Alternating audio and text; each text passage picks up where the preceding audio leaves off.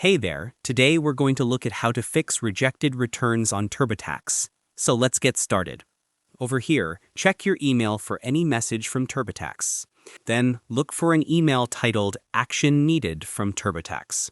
After that, open the email to see the instructions. Then sign in to your Turbotax account. Over here, select the option Fix My Return. Then review the explanation provided for why your return was rejected. After that, follow the steps shown to correct the error. Then, make the required adjustments to your tax return. Over here, review your updated tax return.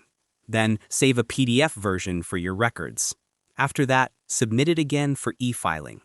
Then, if your return still faces issues, choose the option to print your return. Over here, mail the printed tax return as an alternative submission method. And that wraps it up. Appreciate you watching.